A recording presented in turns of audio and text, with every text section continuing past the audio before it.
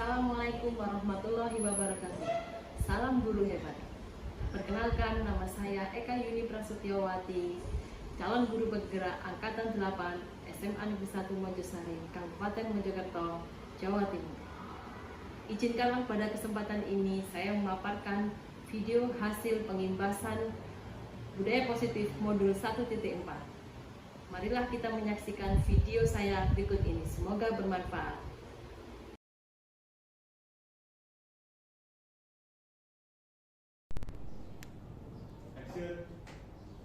Assalamualaikum warahmatullahi wabarakatuh. Kepada yang terhormat Ibu Kepala Sekolah SMA Negeri 1 Mojosari, dalam hal ini diwakili oleh Bapak Yunius Irandata SPD selaku Waka Humas, kemudian Bapak Ibu Guru serta Bu Eka yang saat ini sedang berbahagia.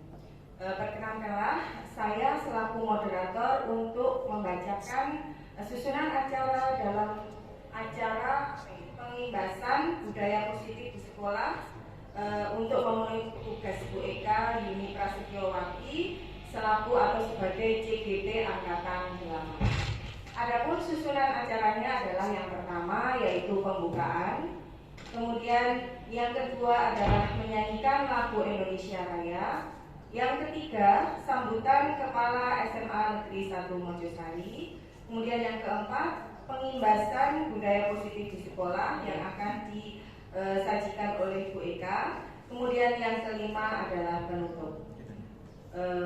Untuk mempersingkat waktu, maka kita menginjak acara yang pertama yaitu pembukaan dengan membaca basmalah bersama-sama. Bismillahirrahmanirrahim. Untuk acara yang kedua, kita akan menyanyikan lagu Indonesia Raya. Mohon Bapak Ibu untuk berdiri. Monggo.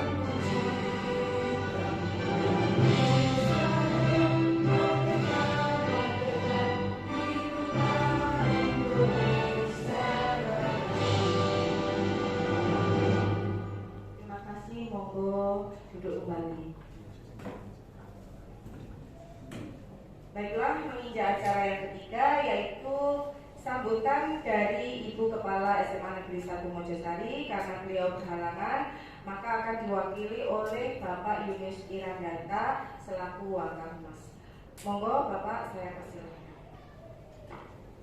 Bismillahirrahmanirrahim. Assalamualaikum warahmatullahi wabarakatuh. Salam sejahtera bagi kita semua. Yang saya hormati Bapak Ibu Guru pengajar SMA Negeri 1 Mojosari, yang saya hormati Ibu Eka Yuni selaku calon guru penggerak Angkatan 8. Alhamdulillahirabbil alamin, tiada ucapan yang patut kita aturkan selain rasa syukur kita kehadirat Allah Subhanahu wa taala. Karena apa? Karena selama ini kita masih diberikan nikmat kesehatan, nikmat iman, dan juga nikmat-nikmat lain. Salam dan salam semoga tercurah dan terlimpah kepada kita Nabi besar Muhammad Sallallahu Alaihi Wasallam.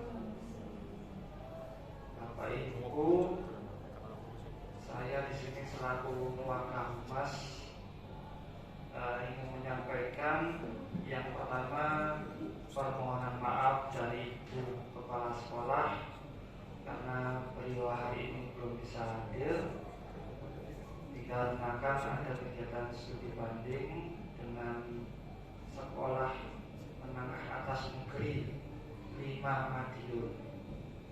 Jadi sekali lagi mewakili beliau kami mengucapkan mohon maaf yang sebesar-besarnya apabila masih belum bisa hadir di sini untuk mendampingi, tapi beliau sudah mengamanai saya untuk mengawal kegiatan hari ini, dan ini juga merupakan salah satu bentuk dukungan dari pihak sekolah bahwa salah satu gurunya yaitu Bu Eka Yuni alhamdulillah sudah diterima di JKP Angkatan 8 dan menyusul rekan-rekan lain sudah lulus, dan semoga nantinya diberi kelancaran diberi kelancaran sehingga kegiatan ini bisa berjalan dengan baik dan lancar sampai akhir. Ini judulnya adalah diseminasi materi modul 1.4 pengibasan budaya positif di sekolah. Jadi ini kiranya salah satu tahap yang harus dilewati oleh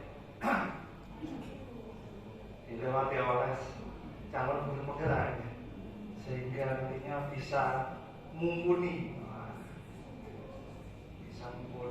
bisa menjadi inspirasi kita semua nanti, dan juga bisa bergerak dan menggerakkan. Ya, semoga cita-cita beliau ini bisa menggerakkan teman-teman dan juga menjadi amal jariah bagi beliau dan juga kita semua. Amin. Mungkin itu saja karena kegiatan masih banyak. Jadi saya tutup sekian. Wabillahi taufiq wal hidayah. Assalamualaikum warahmatullahi wabarakatuh. Baiklah, demikian tadi sambutan dari Bapak Yunius. Terima kasih atas motivasi yang diberikan kepada kami. Untuk selanjutnya kita masuk ke acara inti, yaitu diseminasi materi modul 1.4 tentang pengimbasan budaya positif di sekolah yang akan disampaikan oleh Bu Eka Yuni Prasetyowati SPD selaku calon guru penggerak angkatan 8. Monggo Bu Eka, dipersilakan. Terima kasih Bu Yani, terima kasih Pak Randa sudah mewakili Ibu Kepala Sekolah, sudah mendampingi saya pada kegiatan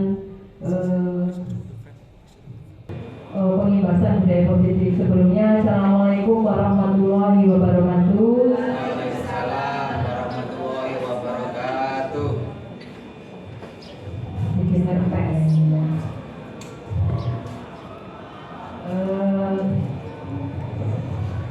Alhamdulillah hari ini kita bisa berkumpul di ruangan yang dingin ini, yang hening ini, dengan keadaan sehat yang walafiat, tanpa kekurangan suatu apapun. Sebelumnya saya berterima kasih kepada teman-teman yang sudah menghadiri kegiatan pengimbasan budaya positif di SMA Negeri 1 Mojosari. Saya sebagai calon guru penggerak angkatan 8 di sini sedang menjalankan tugas modul 1.4 menginjak pada modul 2.1. Terima kasih. Saya awali dari, nah, kita santai saja nih Bapak Ibu. nggak perlu tegang. Ya, kalau jenengan tegang, saya ikut tegang, apalagi Pak Krisnu.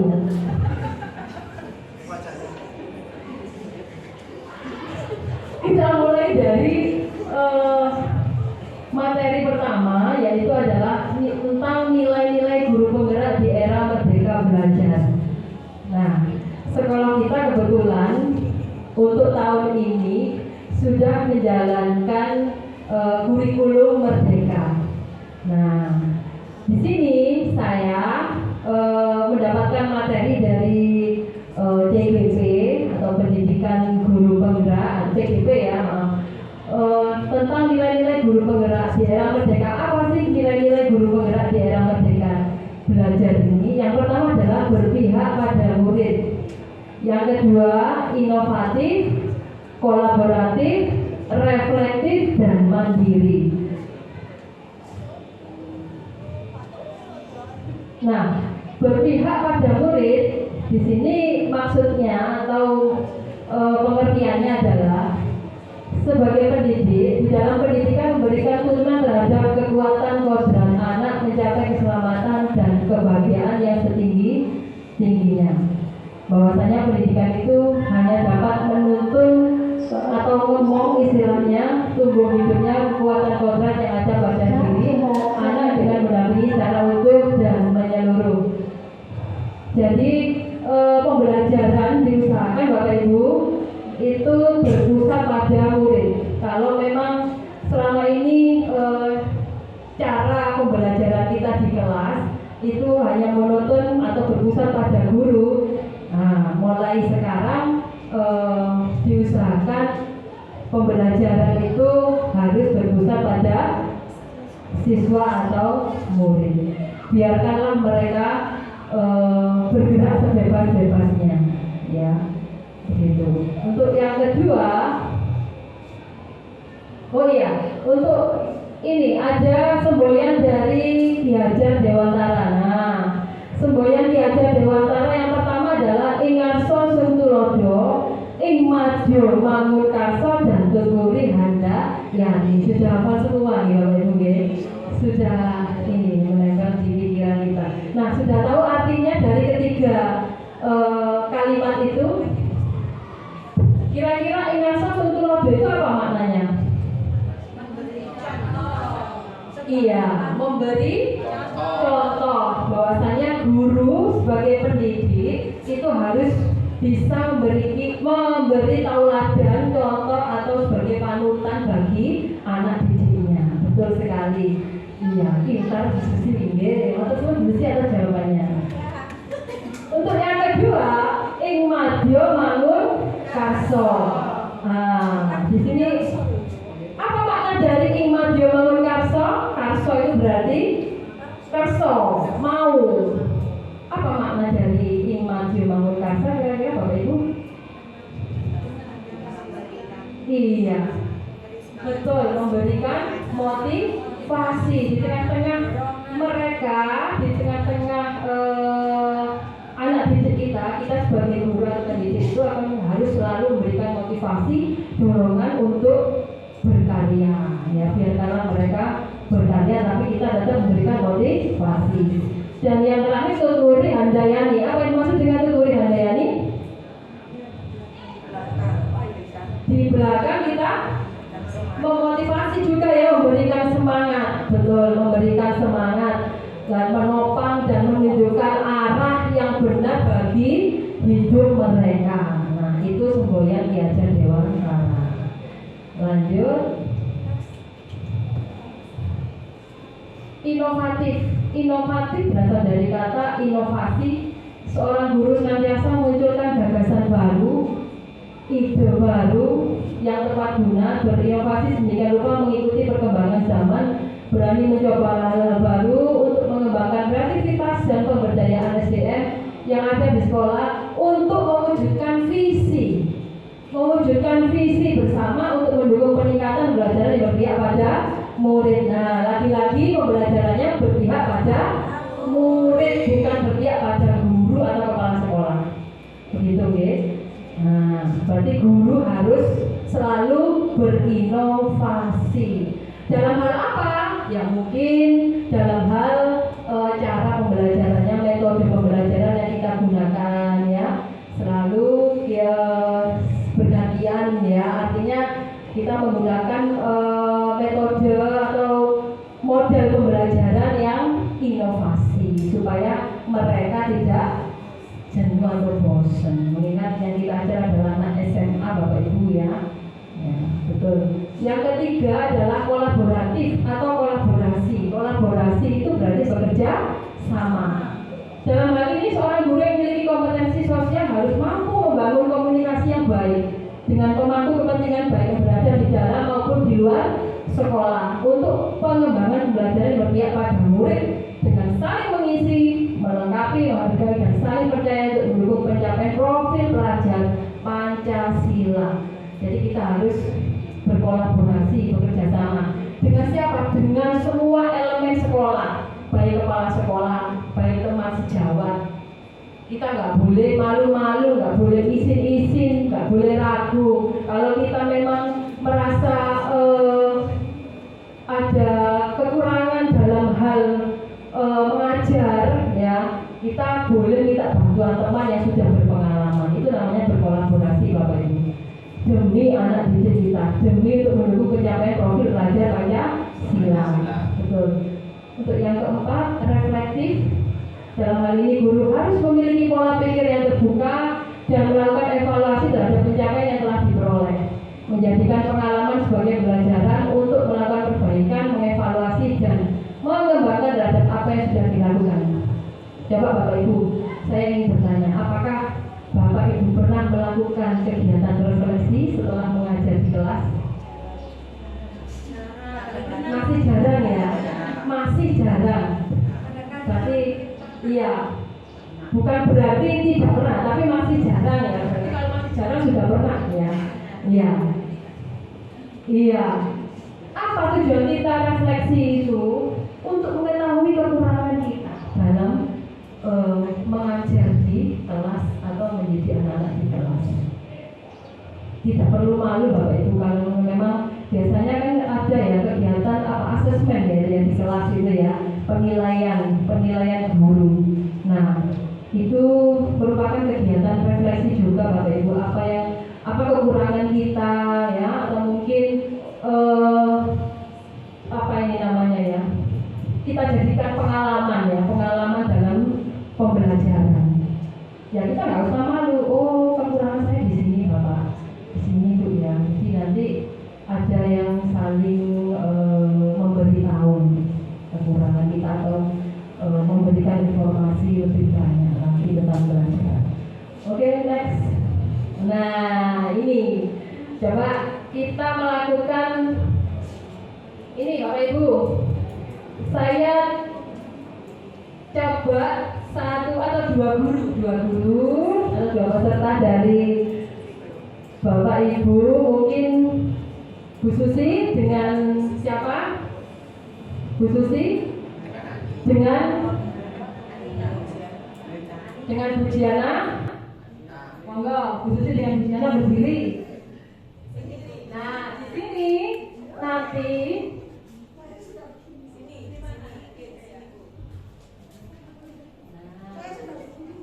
ya, sudah berdiri dari tadi ya? Iya, saya tak kelihatan. Di sini Bu Susi sebagai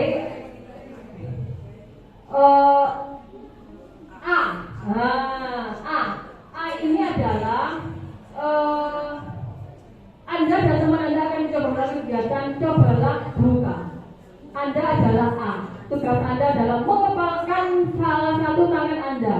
Berarti Bu Susi mengepalkan, iya, mengepalkan salah satu tangannya. Coba Anda bayangkan bahwa Anda menyimpan sesuatu yang sangat berharga.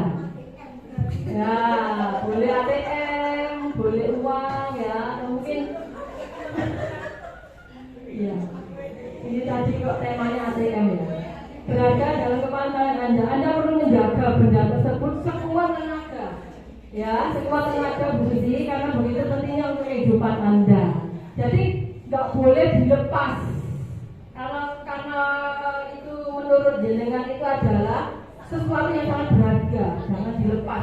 Meskipun teman Anda itu sedang merayu, meskipun jenengan ini dipakai ini uang, ya, nah tetap pada pendirian Anda. Coba sekarang Bu Jiana yang sebagai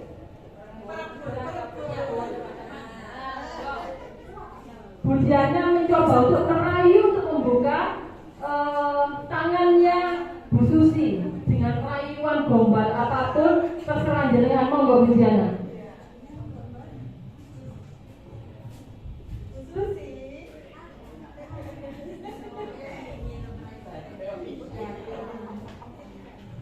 Tangannya dibuka dong, kepalanya.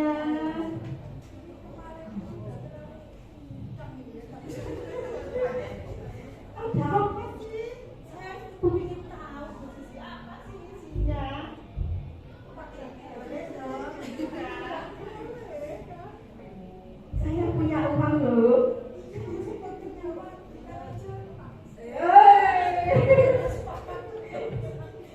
Nanti saya kasih uang deh.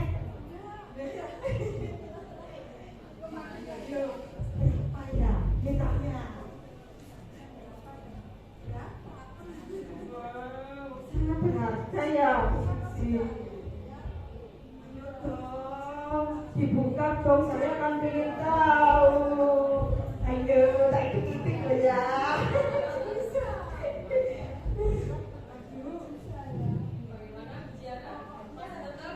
Masih tetap mereka. Sama puja. Ya, sini harus. Nyerah. Oh ya, kita berikan tepuk tangan untuk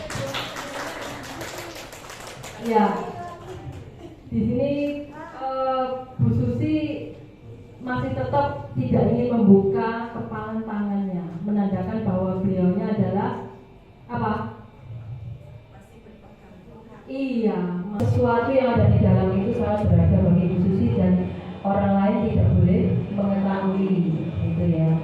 Nah, berkaitan dengan hal ini, coba di next lagi, Pak. Kesimpulannya, yang mampu mengendalikan dan menentukan keputusan adalah diri kita sendiri, bukan orang lain. Atas dasar hal yang kita yakini kebenarannya, sedangkan orang lain hanya dapat memberikan saran atau pertimbangan saja. Ya, terima kasih Bu Susi dengan Bu Ji. Nah, sekarang masuk pada tanggung jawab guru. Tanggung jawab guru sebagai warga sekolah yaitu menciptakan lingkungan positif, saling mendukung dan kolaborasi melalui kebiasaan baik yang akan tumbuh menjadi karakter dan akan membentuk budaya positif. Sebagai pendidik, menciptakan kelas menjadi lingkungan yang menyenangkan. Ya, jadi sebagai pendidik itu menciptakan di mana kelas itu bisa menyenangkan. Ya. Jadi dengan komunikasi dengan anak didiknya, dengan murid atau mungkin dalam pembelajaran menggunakan metode apapun, bagaimana cara kita itu agar kelas itu terkondisikan dengan baik, ya, menjaga dan melindungi murid dan hal-hal yang tidak baik melalui budaya positif begitu. Masih semangat Bapak Ibu? Masih. Ya, kalau belum semangat atau masih apa ya, sedikit ada rasa ngantuk, kita ice breaking sebentar ya. Oke, kita silakan Bapak Ibu untuk berdiri. Monggo Bapak Ibu berdiri. Ice breakingnya tepuk tangan aja dulu Pak. Ya, tepuk tangan dulu aja. Yang jogetnya nanti aja.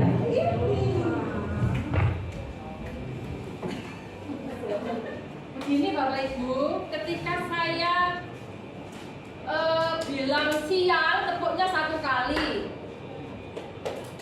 Kalau saya bilang pagi, tepuknya 2 kali.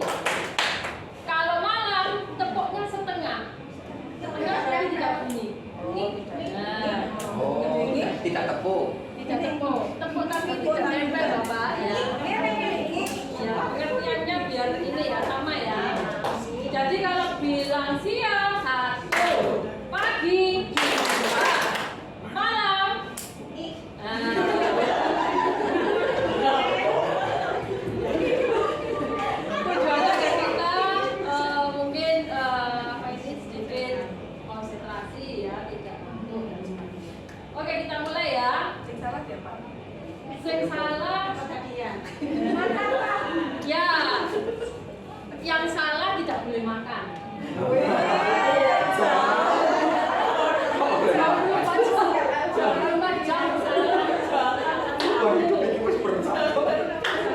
Iya, tidak ada hubungannya kok yang salah atau yang benar ya. Ini tujuannya adalah untuk meningkatkan konsentrasi kita. Oke, kita mulai ya. Siang, pagi, pagi, siang, malam.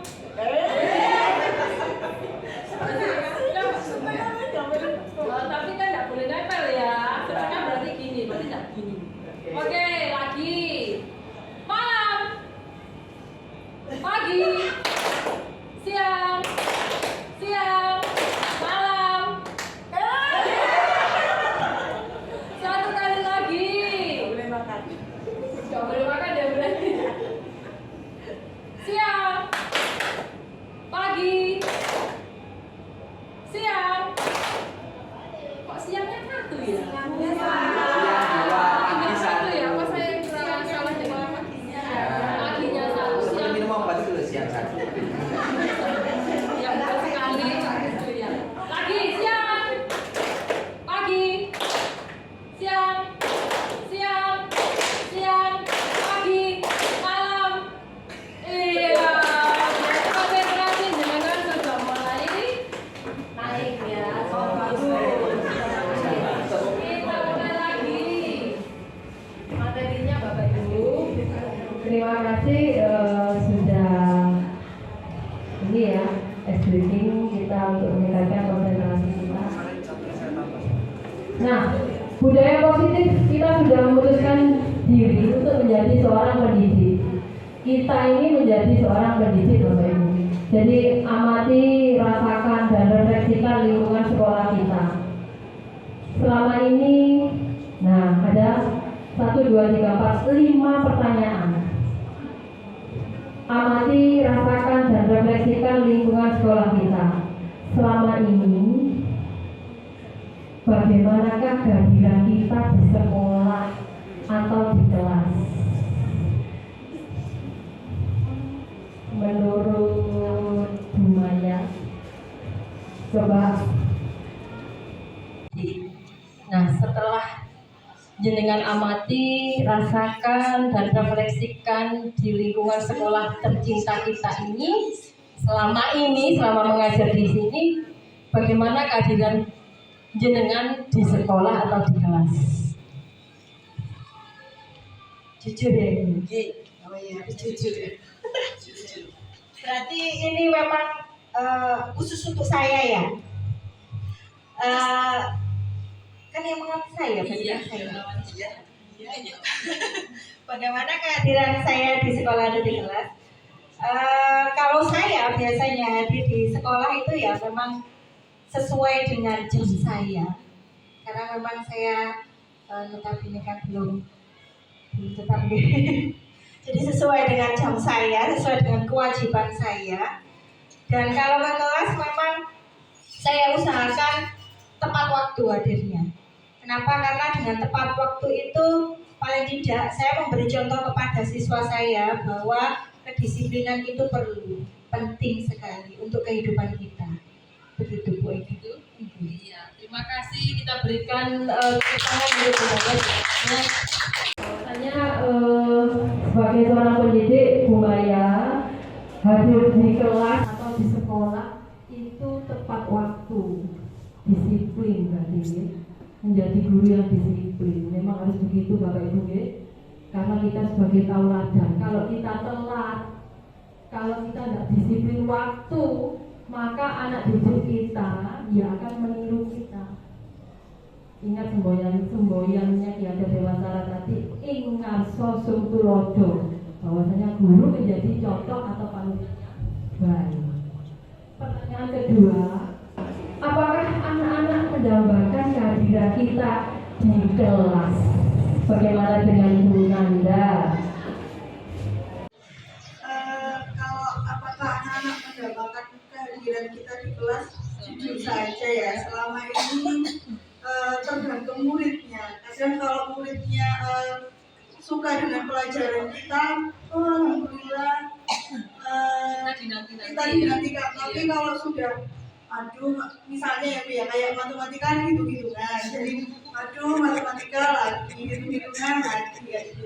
Oke, terima kasih. Kita berikan tepuk tangan untuk Bu Nanda.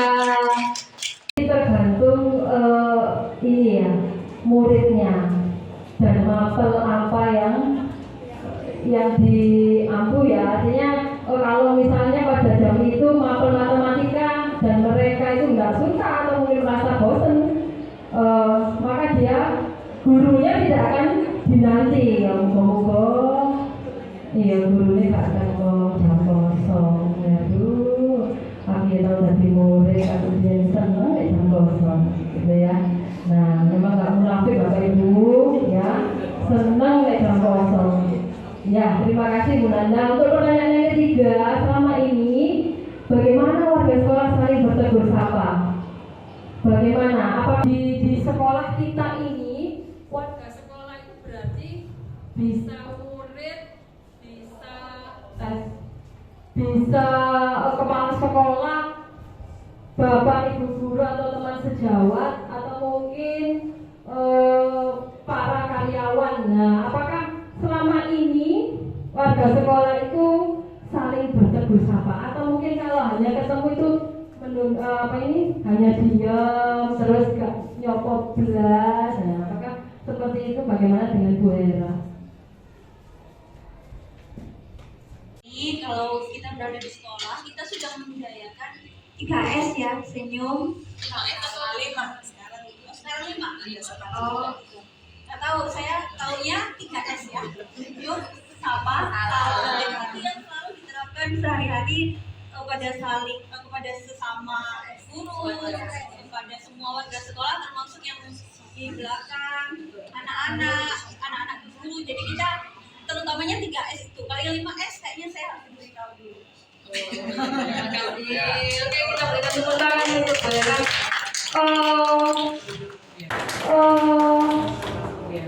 Dengan pertanyaan yang keempat masih berkaitan. Bagaimana guru menyapa siswanya? Bagaimana guru menyapa siswanya, Bu Hera? Ketemu siswanya. Selama ini kalau guru menyapa siswa kita biasanya hanya tinggal senyum. Siswanya biasanya sudah otomatis bilang assalamualaikum Bu, selamat pagi Bu. Seperti itu. Jadi kita hanya tinggal ya selamat pagi Kak, waalaikumsalam. Oke. Jadi kita tetap saling 3S-nya tadi tetap dilaksanakan. Oke, terima kasih. Berarti itu budaya ya, 5S-nya ya di sekolah kita.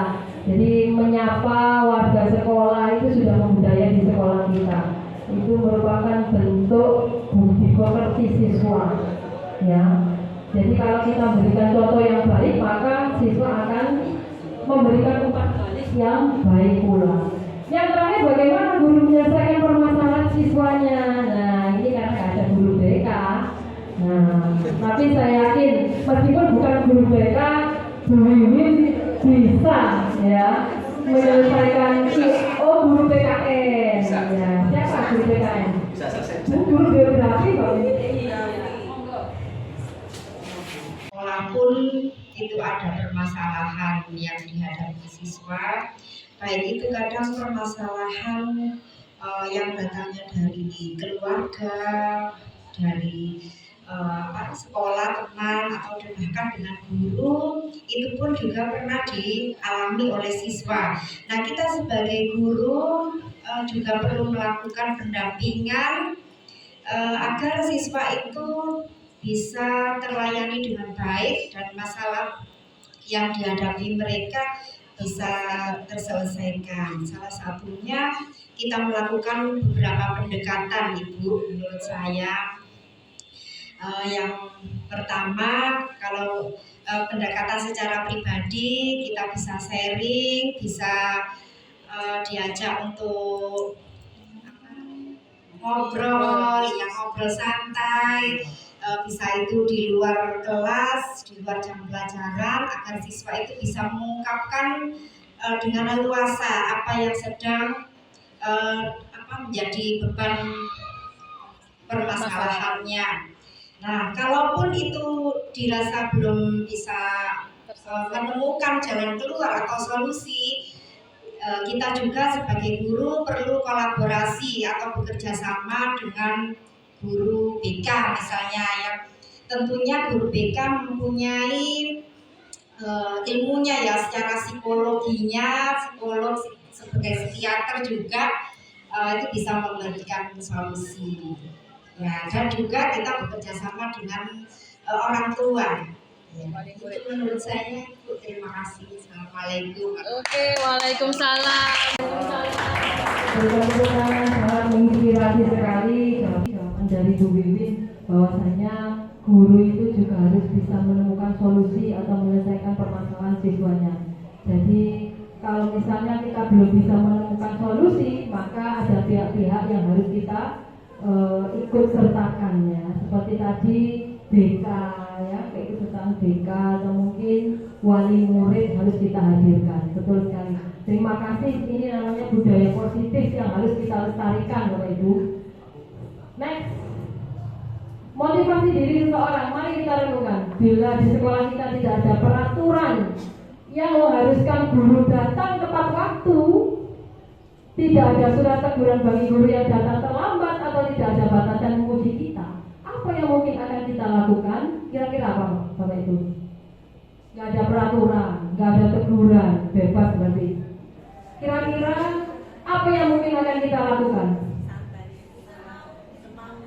Semau kita ya, semau kita entah datang siang, entah kita datang terlambat, toh juga gak ada teguran, begitu ya. Nah, kalau dirasa seperti itu, kira-kira Bapak Ibu merasa nyaman nggak? Karena nggak ada peraturan, nggak ya, nggak nyaman Bapak Ibu. Bahwa di sekolah itu memang harus ada peraturan, ya, begitu. Next, nah, disiplin positif. Apakah makna disiplin positif? Nah, ini berkaitan dengan kata disiplin dari bahasa Latin disciplina, yang artinya belajar.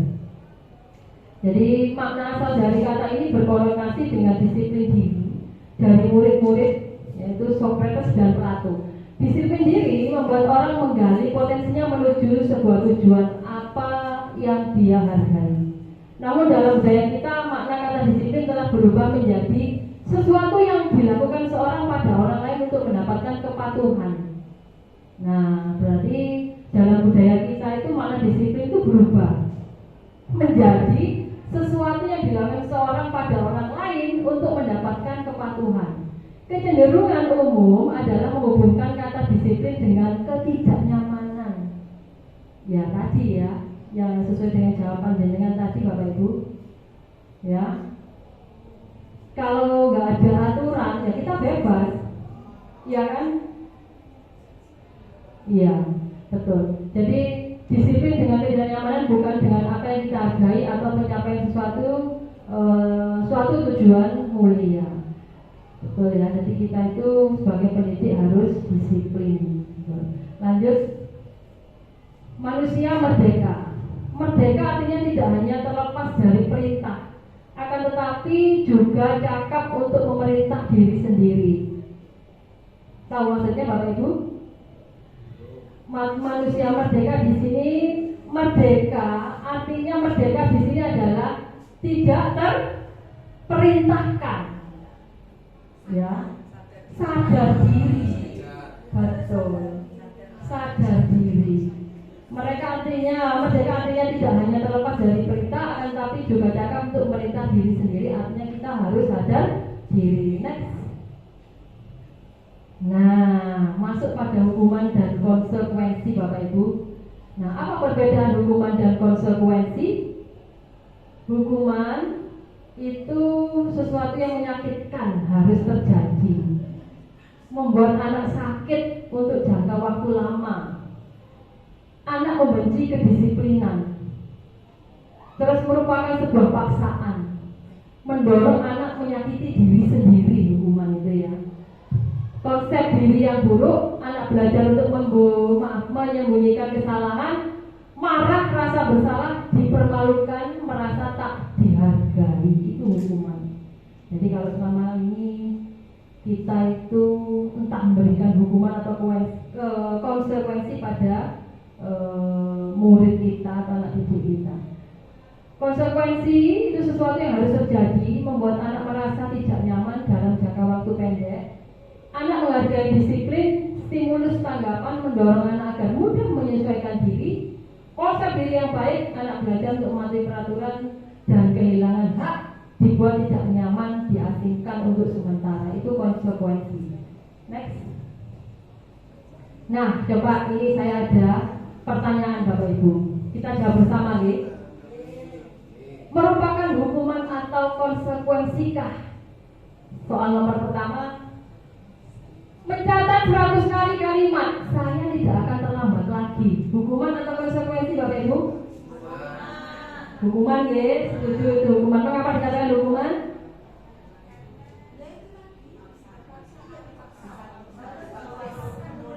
Iya, karena dipaksa untuk menulis, merupakan suatu keterpaksaan. 2. Lari mengelilingi lapangan karena tidak mengerjakan tugas. Hukuman itu merupakan suatu hukuman Bapak Ibu ya. Yang ketiga, menggantikan kertas teman yang sudah dicoret-coret. Konsekuensi yang harus dia lakukan karena sudah melakukan perbuatan ya atau kesalahan, betul. Konsekuensinya harus menggantikan kertas temannya. Yang keempat, siswa disuruh tidak memakai sepatu seharian karena sepatu yang dipakai tidak berwarna hitam. Jadi siswa disuruh tidak memakai sepatu. Kamu nggak boleh pakai sepatu karena seharian sepatumu tidak berwarna hitam. Berarti hukuman atau konsekuensi Bapak Ibu? Hukuman atau konsekuensi?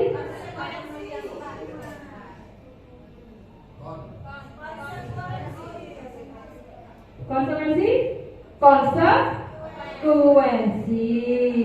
Betul ya, konsekuensi. Coba nanti kita lihat jawabannya. Yang kelima, membersihkan tumpahan air di meja karena tersenggol saat belajar. Konsekuensi. Berarti hukuman-hukuman, konsekuensi. Gitu ya. Yuk kita lihat jawabannya. Hukuman, dan konsekuensi. Berarti nomor 4 tadi, siswa disuruh tidak memakai sepatu seharian, itu adalah hukuman. Dihukum oleh Bapak Ibu gurunya ya. Nggak boleh pakai sepatu karena sudah tidak kan dalam hal itu iya, seharusnya ada kan cara lain untuk tidak memakai sepatu. Karena memang kalau siswa disuruh tidak memakai sepatu karena tidak berwarna hitam, itu kan nanti akan menimbulkan apa? Rasa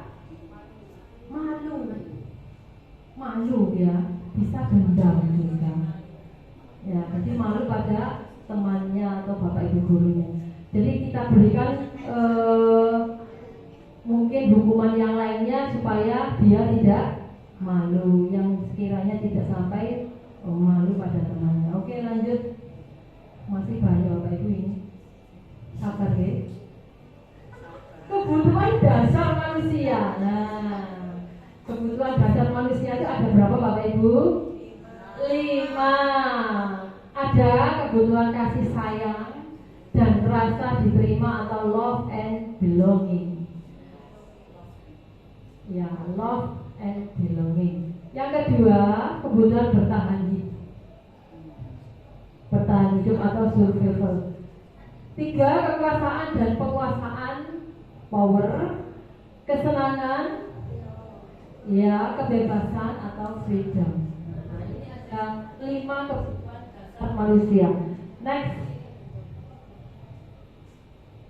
Nah, kita coba melihat video, kita saksikan video.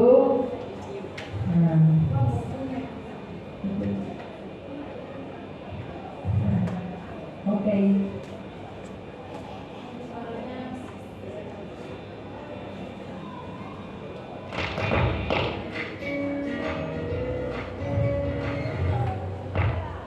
Salam dan bahagia Ibu dan Bapak guru hebat.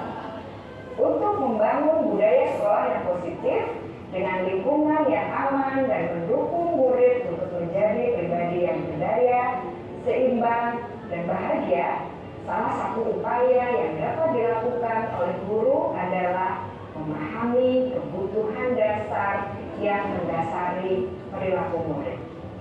Pada video kali ini, kita akan membahas tentang 5 kebutuhan dasar manusia.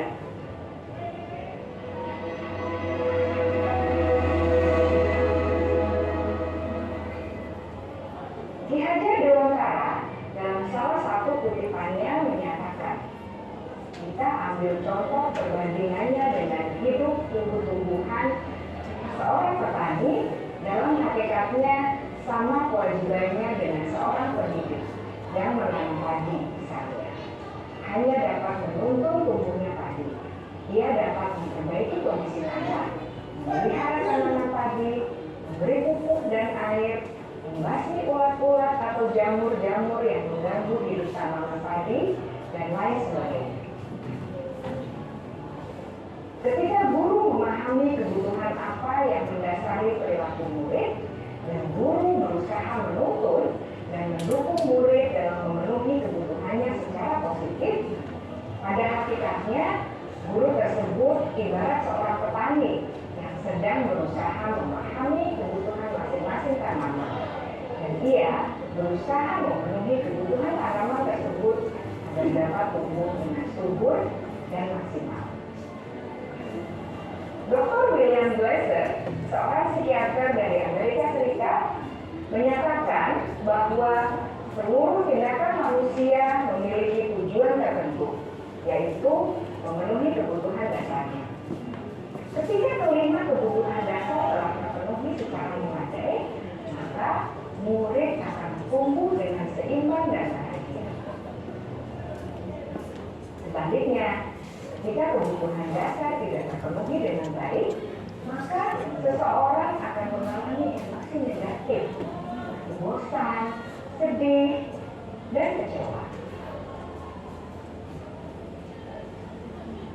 Bahkan mereka dapat melakukan perbuatan yang bertentangan dengan nilai-nilai kebajikan atau melanggar peraturan. Dengan kata lain, perilaku buruk seseorang biasanya adalah respons dari kebutuhan yang tidak terpenuhi. Namun, mereka tidak tahu cara untuk menyampaikannya.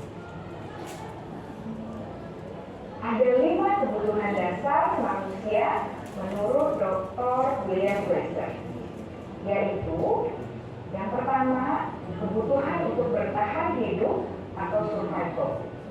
Yang kedua, kebutuhan untuk merasa diterima atau love and belonging. Yang ketiga, kebutuhan akan kebebasan atau freedom. Yang keempat, kebutuhan akan kesenangan atau fun. Dan yang kelima, kebutuhan akan penguasaan atau power.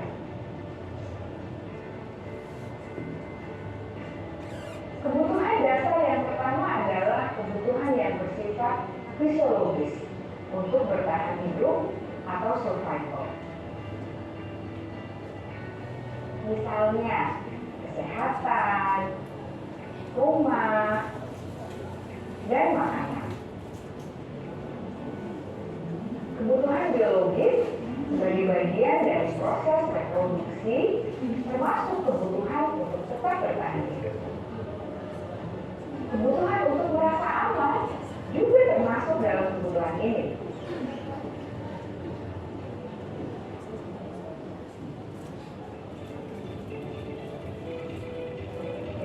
Agar murid dapat belajar dengan baik, kebutuhan mereka merasa aman, pangan, sandang, dan papan harus terpenuhi.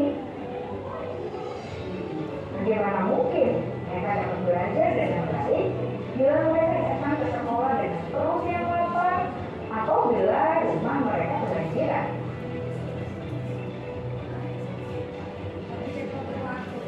Setelah kita mengetahui kebutuhan pertama yang sebagian besar bersifat fisiologis, mari kita lihat kebutuhan kedua sampai kelima yang semuanya berhubungan dengan psikologis. Mari kita lihat kebutuhan yang kedua, yaitu kebutuhan akan perasaan diterima oleh kelompok atau komunitasnya, atau kebutuhan love and belonging. Kebutuhan ini meliputi keinginan untuk tetap terhubung dengan orang lain seperti teman, keluarga, teman kerja, dan kelompok di mana kita tergabung. Setiap murid ingin menjadi bagian yang berharga dari kelas dan juga sekolah. Mereka juga ingin diterima oleh orang lain dan kelompoknya. Bahkan, murid yang tidak paling pun jauh di dasar hatinya sebagai guru, seharusnya kita dapat menerima murid kita apa adanya, sesuai dengan kodratnya. Karena setiap murid adalah unik, mereka memiliki kekuatannya masing-masing, sehingga guru seharusnya bisa menciptakan kesempatan untuk murid kolaborasi dan memiliki ikatan emosi satu sama lain. Murid-murid yang memiliki kebutuhan yang besar untuk merasa diterima, biasanya mereka belajar karena suka pada gurunya, dan mereka juga suka bekerja dalam kelompok. Kebutuhan yang ketiga adalah kebutuhan akan kebebasan atau kebutuhan membuat pilihan. Murid harus diberi kesempatan untuk membuat pilihan dan bertanggung jawab atas pilihan yang mereka ambil. Memberi mereka kebebasan bukan berarti membiarkan mereka melakukan apa saja yang mereka mau, melainkan lebih memberi mereka kesempatan untuk membuat pilihan, menyuarakan pendapat mereka dan percaya diri, dan memberi mereka kesempatan untuk mencoba hal-hal yang baru. Pembelajaran dengan metode yang beragam dan menarik juga akan memenuhi kebutuhan murid tentang kebebasan ini. Pembelajaran berdiferensiasi, di mana guru menyediakan beberapa jenis tugas yang bisa dipilih oleh murid sesuai minat mereka, sangat baik untuk mengembangkan murid menjadi lebih mandiri dan memiliki motivasi internal.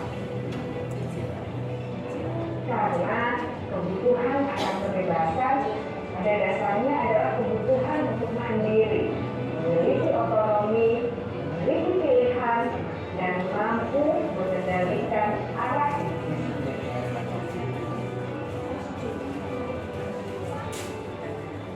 Kebutuhan yang keempat adalah kebutuhan akan kesenangan. Bayangkan Bapak Ibu, hidup tanpa rasa senang. Betapa menyedihkannya. Dosen menghubungkan kebutuhan akan kesenangan dengan belajar. Jangan sepelekan kebutuhan murid untuk merasa senang di kelas. Sebagai guru, jangan ragu-ragu untuk dengan sengaja melakukan kegiatan yang menyenangkan dalam kelas. Murid-murid dengan kebutuhan dasar kesenangan yang tinggi ingin menikmati apa yang mereka lakukan. Mereka juga konsentrasi tinggi saat mengerjakan hal-hal yang disenangi.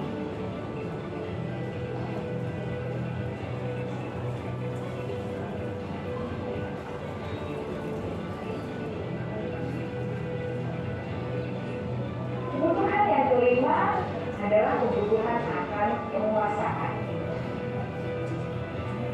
Setiap murid memiliki kebutuhan untuk merasa kompeten, menjadi terampil, diakui pencapaian dan keterampilannya, didengarkan, bisa membuat dampak dan pengaruh, dan memiliki rasa harga diri. Mereka sebaiknya diberi kesempatan untuk membuat keputusan tentang hal-hal yang penting dalam hidupnya dan tidak merasa dikontrol oleh seseorang. Pada murid yang telah menginjak usia remaja, seringkali mereka merasa tidak memegang kendali atas kehidupannya sendiri. Karena guru kerap kali berpengaruh dalam mengambil keputusan. Murid-murid yang memiliki kebutuhan dasar akan penguasaan yang tinggi biasanya selalu ingin menjadi pemimpin. Mereka juga suka mengamati sebelum mencoba hal yang baru. Mereka juga perfeksionis dan merasa kecewa bila melakukan kesalahan.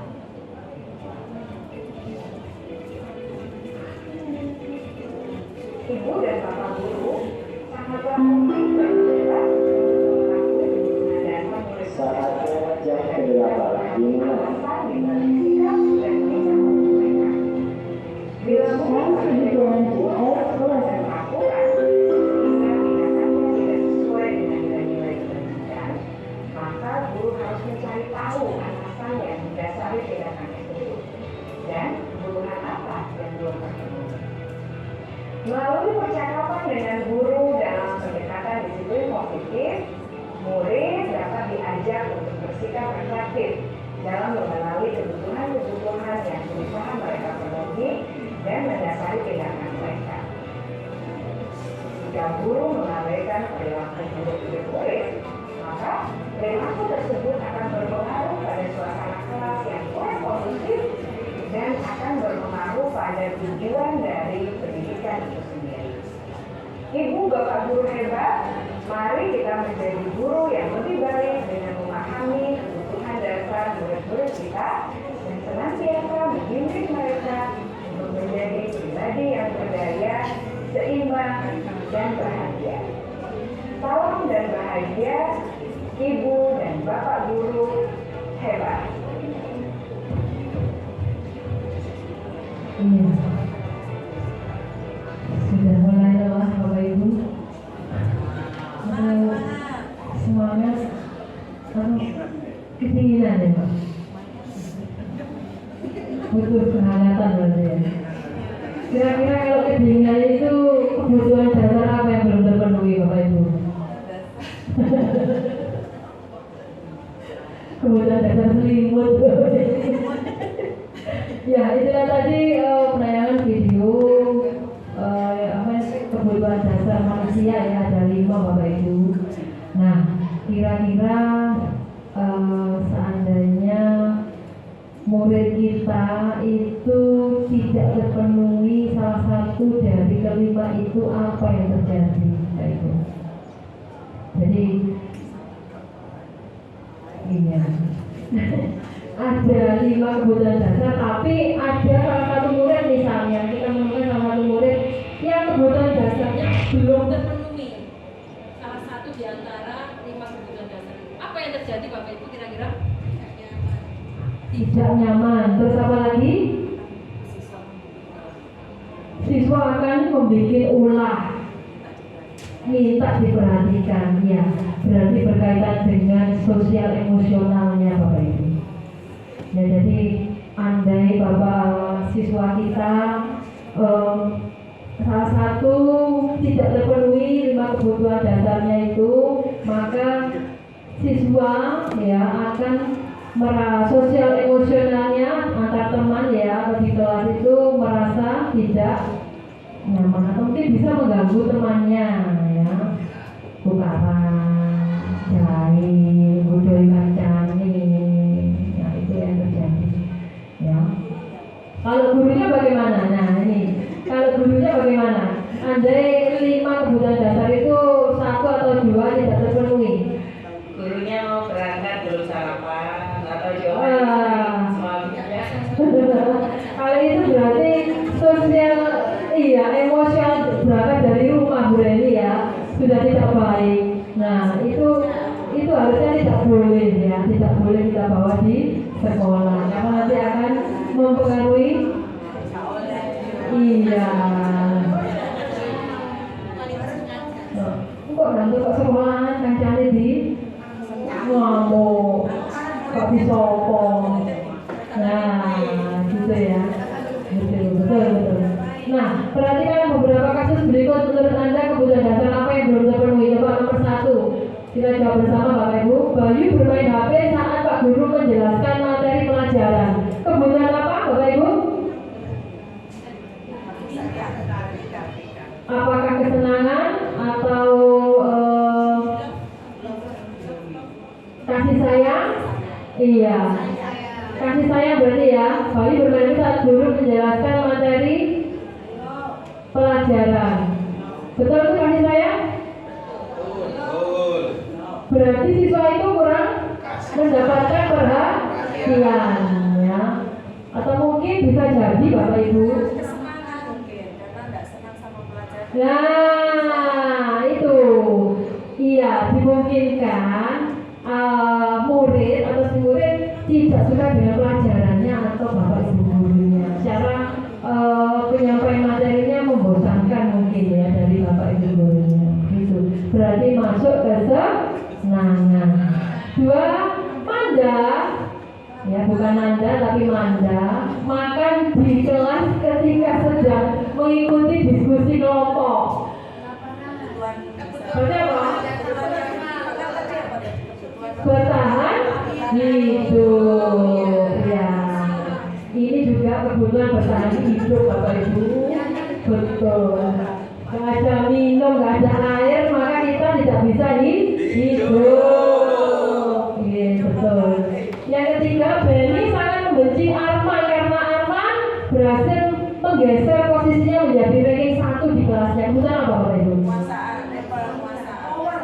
Power atau penguasaan.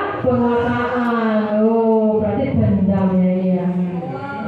Dendam, membenci Arman karena Arman berhasil menggeser posisinya. Pak Sarul masuk ke ruang guru dengan wajah murung. Nah, kenapa Pak Sarul ini? Dan tidak mempedulikan temannya yang saat itu menyapanya. Mari oleh arisan nih Pak Sarul ini. Gara-gara ATM hilang keblokir. Berarti kebutuhan apa Bapak Ibu? Kebutuhan apa? Coba ditayangkan lagi kebutuhannya Pak Wisnu. Nah, kebutuhan apa tadi?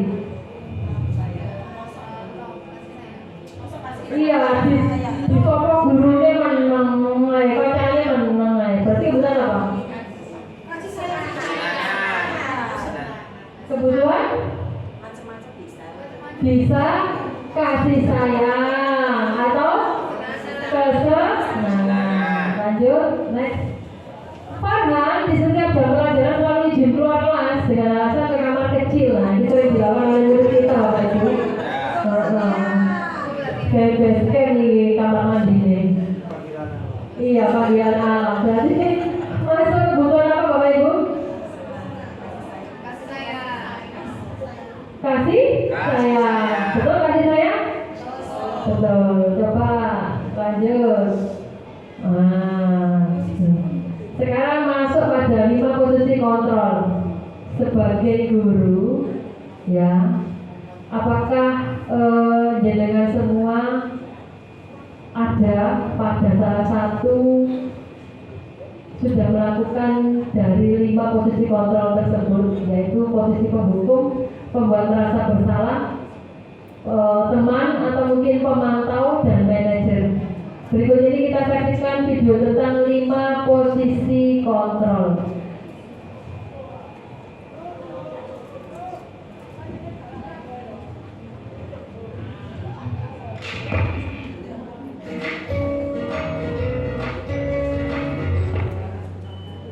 Salam bahagia Ibu dan Bapak Guru hebat. Dalam penerapan disiplin positif restitusi, salah satu program yang dikembangkan adalah 5 posisi kontrol. 5 posisi kontrol dalam restitusi adalah proses perjalanan seorang pendidik agar dapat mengenali dirinya. Pada video kali ini, kita akan membahas tentang 5 posisi kontrol yang dikembangkan oleh Diane Dawson dan contoh penerapannya.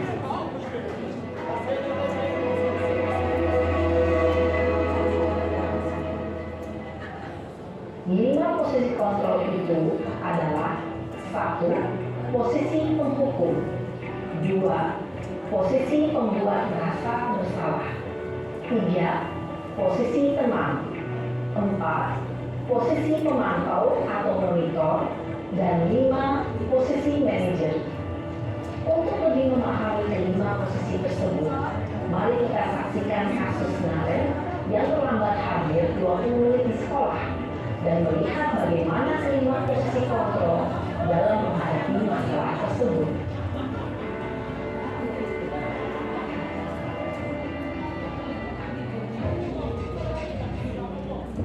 Posisi penghukum ini Bapak Ibu. Kita lihat ekspresi gurunya.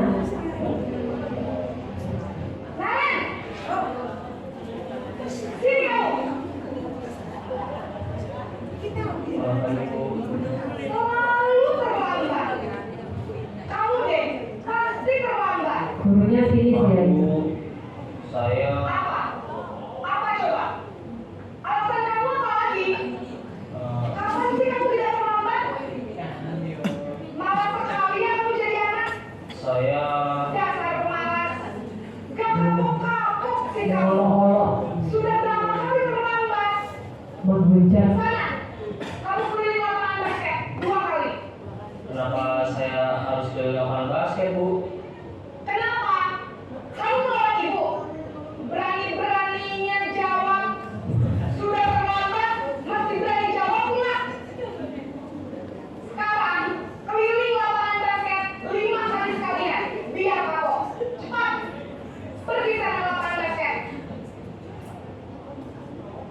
Posisi penghukum biasanya berbicara dengan nada tinggi, menghardik, menunjuk-nunjuk, menyakiti, dan menyindir. Hukuman bisa berupa fisik maupun psikis. Ibu dan bapak guru hebat. Dampak yang terjadi pada murid ketika guru berada pada posisi penghukum adalah murid cenderung akan memberontak, bahkan menyimpan dendam.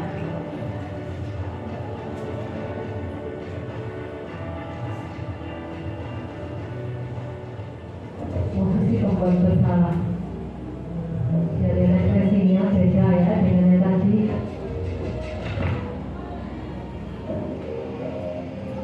Naren!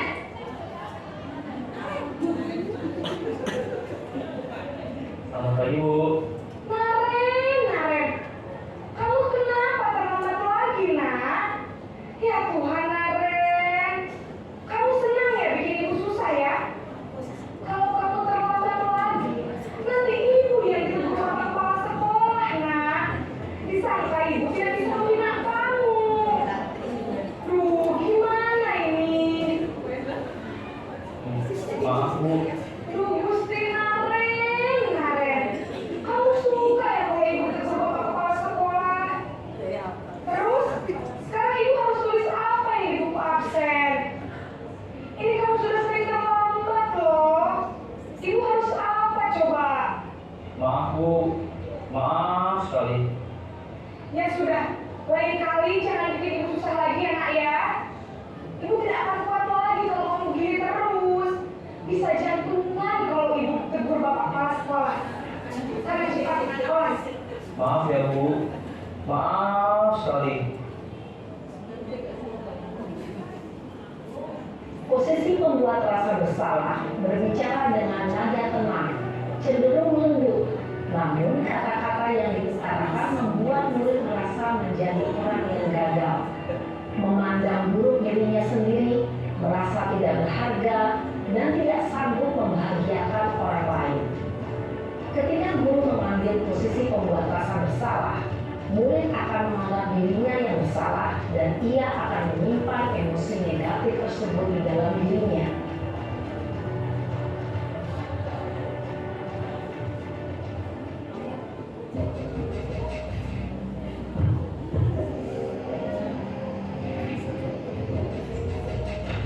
Posisi sebagai teman. Naren!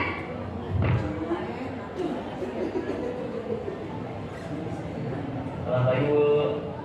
Wah, sudah jam berapa ini nak? Terlambat lagi ya sayang. Iya, Bu. Habis Posisi apa, Bu? saya lupa bangunkan saya, Bu. Kamu malah menyalahkan ibu kamu. Kamu bukannya anak yang larinya paling kencang. Kok terlambat sih? Iya, Bu.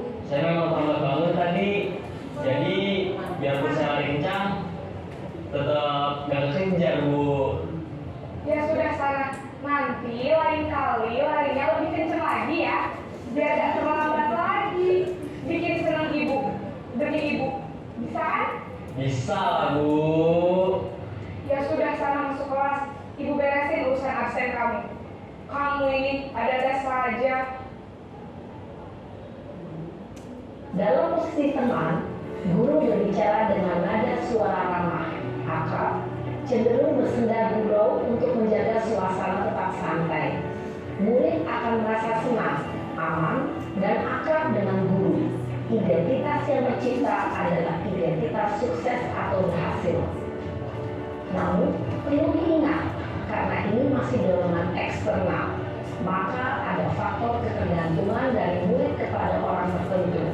Di sini guru absennya, sehingga di lain waktu murid bisa berperilaku baik, namun hanya kepada orang-orang tertentu saja.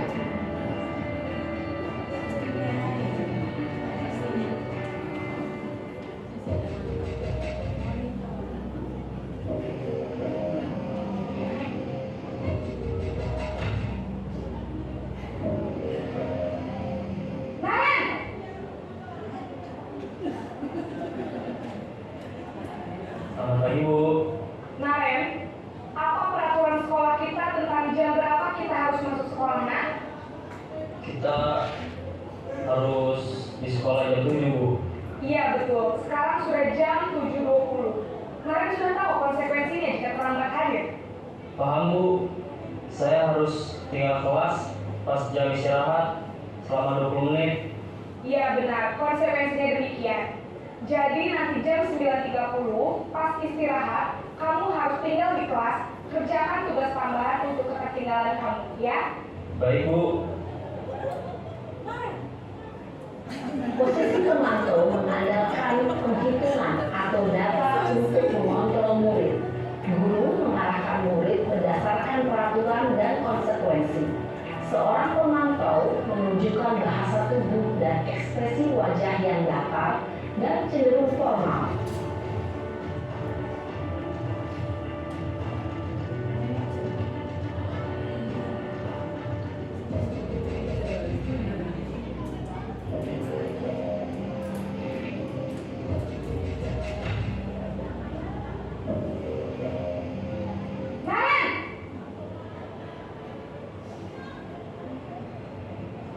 Selamat pagi, Bu. Selamat pagi, Naren. Maaf, Bu. Saya terlambat. Iya, sekolah masuknya jam 7, sekarang sudah jam 7.20. Jadi sekarang bagaimana ini, Naren? Maaf, Bu. Saya lupa setel alarm saya semalam. Baiklah, menurut kamu, keyakinan sekolah yang mana yang perlu kamu tingkatkan? Menghargai diri sendiri dan orang lain mungkin ya, Bu. Setuju. Jadi, apakah Naren meyakini prinsip saling menghormati tersebut? Iya, Bu. Saya meyakininya. Apakah Naren bersedia memperbaiki masalah keterlambatan ini? Bersedia, Bu. Bagaimana kamu akan memperbaiki masalah keterlambatan ini? Saya akan coba untuk tidak lupa menyetel alarm saya, Bu. Baik, kalau Naren lupa menyetel alarm di rumah, ada orang yang kira-kira bisa bantu mengingatkan tidak? Ada, Bu. Kakak saya, Kak Emma. Ada lagi selain Kak Emma? Selain Kak Emma, ada ibu saya. Baik, jadi yang mengingatkan Naren adalah Kak Emma dan ibu kamu ya? Kira-kira akan mulai setel alarm kapan nih, Naren? Setelah pulang sekolah, akan segera saya lakukan. Baik, jadi Naren akan setel alarm untuk bangun besok pagi dan akan diingatkan oleh kakak dan ibunda Naren ya. Ada lagi yang mungkin perlu dilakukan, Naren, agar tidak terlambat bangun lagi? Tidak ada, Bu. Baik, Naren, terima kasih untuk kerjasama kamu. Sekarang kamu perlu kembali ke kelas untuk belajar. Baik, Bu. Terima kasih. Posisi manajer adalah posisi kontrol yang disarankan untuk membimbing murid memiliki sikap disiplin yang positif, yaitu murid yang mandiri, bertanggung jawab, dan dapat memecahkan masalah. Tujuan dari posisi ini adalah agar murid dapat berefleksi atas tindakannya. Guru akan dengan tulus memberikan pertanyaan-pertanyaan bermakna, sehingga membuat murid dapat belajar dari kesalahannya solusi untuk menyelesaikannya. Ibu dan Bapak guru hebat, setelah mengamati adegan kelima posisi kontrol tadi, kira-kira posisi mana yang paling ideal? Posisi mana yang dapat menunjang motivasi intrinsik murid? Ya, tentu posisi manajer. Posisi ini memang posisi ideal yang ingin dituju setiap pendidik. Pada posisi inilah, guru dapat menerapkan disiplin positif yang berpihak pada murid, yang memerdekakan murid. Perjalanan seorang pendidik tentunya tidak mudah untuk sampai pada posisi seorang manajer. Namun, tujuan kita pasti, yaitu menciptakan murid-murid yang mandiri, merdeka, dan bertanggung jawab. Semoga penggambaran 5 posisi kontrol yang telah diperlihatkan ini dapat menjadi ajang refleksi bagi kita semua, agar dapat terus mengasah dan menerapkan disiplin positif yang memerdekakan murid. Mari terus berlatih dan bersemangat. Selamat menerapkan. Salam dan bahagia Ibu dan Bapak guru hebat. Iya, kalimat terakhir dari penayangan video tadi, mari kita menerapkan disiplin positif, ya. Jadi, iya, posisi manajer ya, yang harus kita jalankan adalah sebagai posisi manajer. Maksud dari posisi manajer tadi apa, Bapak Ibu? Kita sebagai pembimbing ya, kita berikan solusi terhadap anak didik kita menyelesaikan masalah. Betul sekali. Itu yang harus kita lakukan ya, untuk menerapkan disiplin positif. Ya, itu yang terbaik memang posisi manajer. Terima kasih Bapak Ibu. Jadi kesimpulan yang dapat diambil dalam mengatasi murid yang bermasalah, maka posisi yang paling tepat dilakukan oleh seorang guru adalah posisi manajer, di mana guru dapat menerapkan disiplin positif yang berpihak pada murid dan memerdekakan mereka. Oke, kita ice breaking lagi biar nggak ngantuk. Kita joget-joget ya. Sepertinya sudah mulai ngantuk ini Pak. Iya, karena dingin. Nah, kita berdiri Bapak Ibu.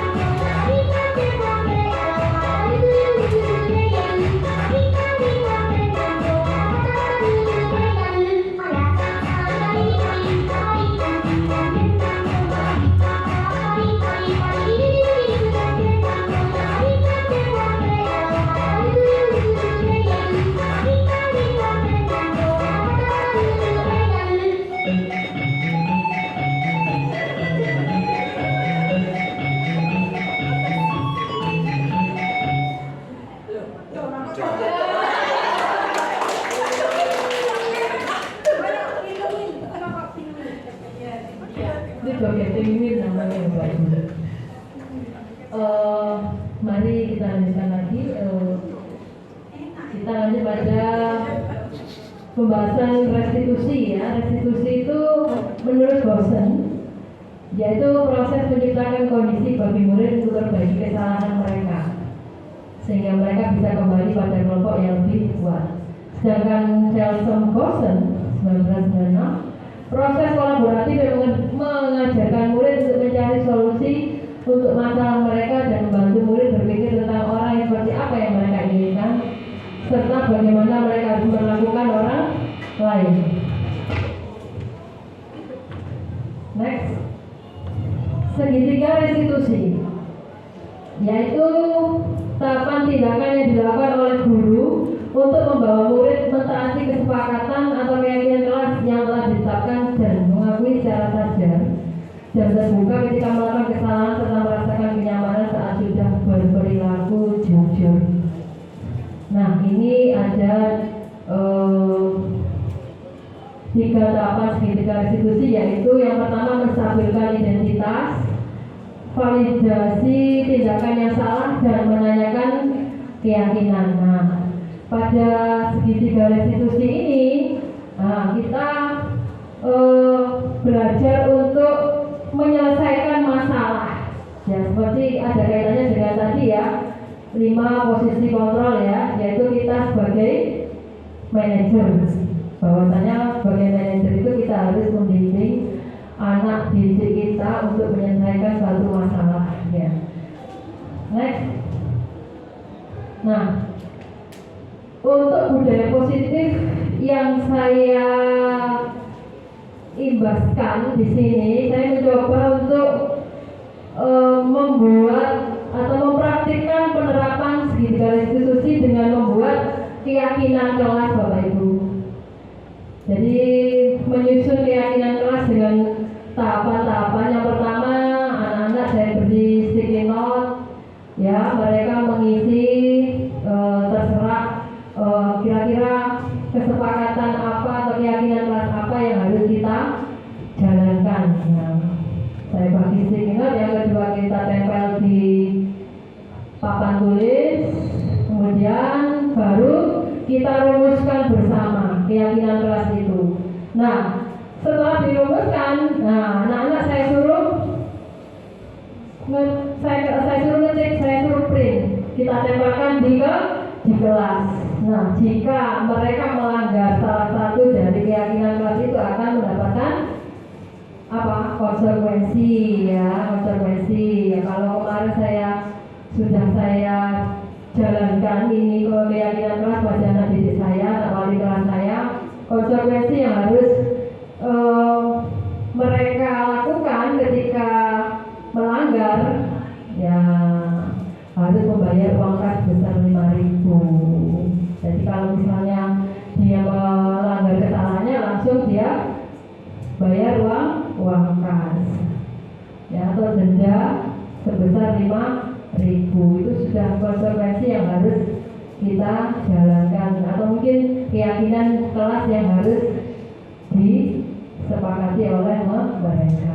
Itu next. Untuk penerapan segitiga restitusi, kemarin tugas saya ada 2 kasus yang saya coba untuk identifikasi. Yang pertama adalah kasus siswa datang terlambat pada saat jam pertama.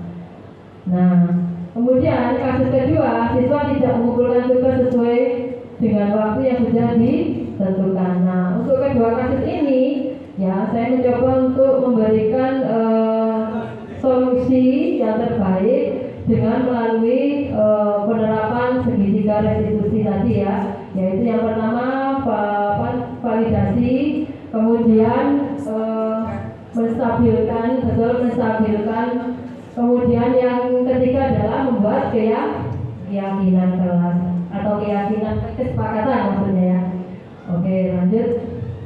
Nah, ini program penguatan karakter Bapak Ibu yang sudah kita budayakan di sekolah kita, yaitu 5S: senyum, sapa, salam, sopan, dan santun. Ya, jadi harapan kita memang kedepannya sekolah kita itu harus lebih baik lagi ya, dengan membudayakan budaya positif. Nah, budaya positif apa saja ya? Tentunya kita harus ini ya, saling berkolaborasi.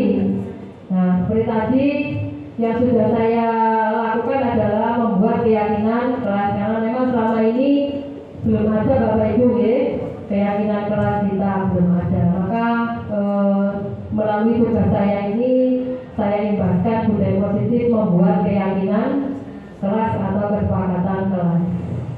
Ya, sudah. Berarti ya, tadi sudah berakhir materi yang telah saya sampaikan tentang budaya positif di sekolah kita ya. Waktunya sudah, kelihatannya sudah ini ya, mulai masuk kelas, ada yang masuk jam berikutnya yaitu jam ke-8. Iya. Jadi terima kasih Bapak Ibu atas waktunya, atas perhatiannya, atas kesempatannya sudah mengikuti kegiatan pengibasan budaya positif di sekolah kita.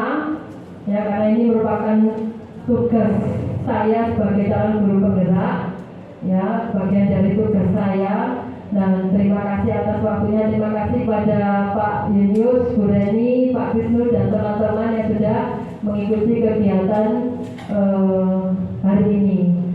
Baiklah, saya tutup dengan bacaan Alhamdulillah. Terima kasih. Wassalamualaikum warahmatullahi wabarakatuh. Demikian tadi uraian materi yang disampaikan oleh Ibu Eka. Semoga bermanfaat bagi Bapak Ibu sekalian atau semuanya. Untuk yang terakhir, kita nanti akan tutup dengan bacaan hamdalah. Tapi setelah itu kami mohon Bapak Ibu kita mau berfoto bersama ya Bu Eka. Oke, baiklah kita tutup saja sekarang dengan bacaan hamdalah bersama-sama. Alhamdulillahirobbilalamin, dan mohon Bapak Ibu